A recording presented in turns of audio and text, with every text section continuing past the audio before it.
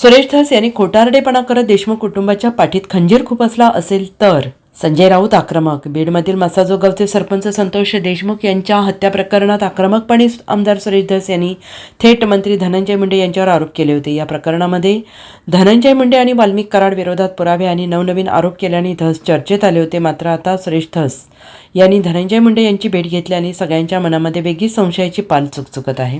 दोघांमध्ये काही समेट झाला आहे का असे अनेक सवाल लोकांना पडू लागलेत. अशातच या पार्श्वभूमीवर बोलताना ठाकरे गटाचे नेते संजय राऊत यांनी धस यांच्याबाबत मोठं विधान केलंय. मला बीडमधील एका प्रमुख नेत्याने आधीच सांगितलं होतं की सुरेश धस यांच्यावर विश्वास ठेवू नका. देशमुख कुटुंबासाठी लढा देतील आणि न्याय देतील. मला तेव्हा लोकांनी समजावलं की तुम्ही त्यांची बाजू घेऊ नका. धस हे कधी पलटी मारतील.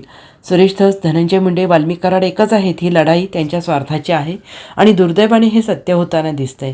आज संजय राऊत यांनी म्हटलंय की मला वाईट वाटतंय, एका विद्यमान आमदाराने देशमुख कुटुंबाच्या अश्रूंचा बाजार मांडला, व्यापार केला. लहान मुलं त्यांच्या मागे धावत होती कारण हा माणूस आपल्याला न्याय देईल.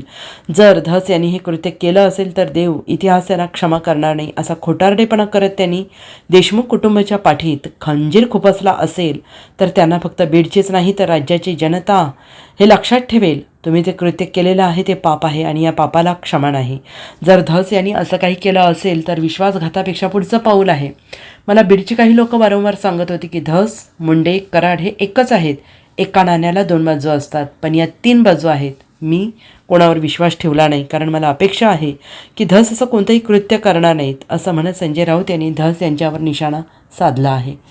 मला बीडमधल्या एका प्रमुख नेत्यानं त्या क्षणीच सांगितलं होतं की सुरेश धस यांच्यावरती विश्वास ठेवू नका. आम्ही जेव्हा म्हणतो की सुरेश धस या लढ्याचं नेतृत्व करतायत आणि ते न्याय देतील देशमुख कुटुंबियांना, त्यांच्यासाठी हा लढा आहे. मला तेव्हा लोकांनी समजवलं की तुम्ही धस यांची बाजू घेऊ नका.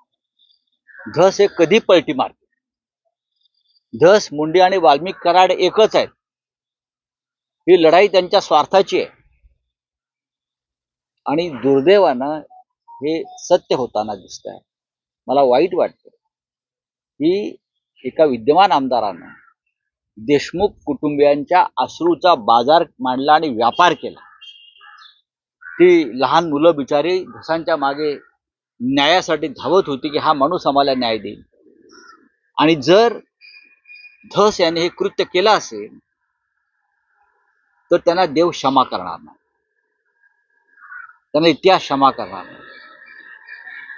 असा खोटारडेपणा जर त्यांनी केला असेल आणि पाठीत खंजीर खुपसला असेल देशमुख कुटुंबियाच्या, तर बीडची जनता नाही, राज्याची जनता हे लक्षात ठेवेल की तुम्ही जे कृत्य केलेलं आहे ते पाप आहे आणि त्या पापाला क्षमा नाही. जर त्यांनी तसं केलं असेल तर तो विश्वासघातापेक्षाही पुढलं पाऊल आहे. धस यांच्याकडनं ही अपेक्षा तुम्ही न्यायाची ठेवू नका, असं मला वारंवार बीडचे काही लोक सांगत होते.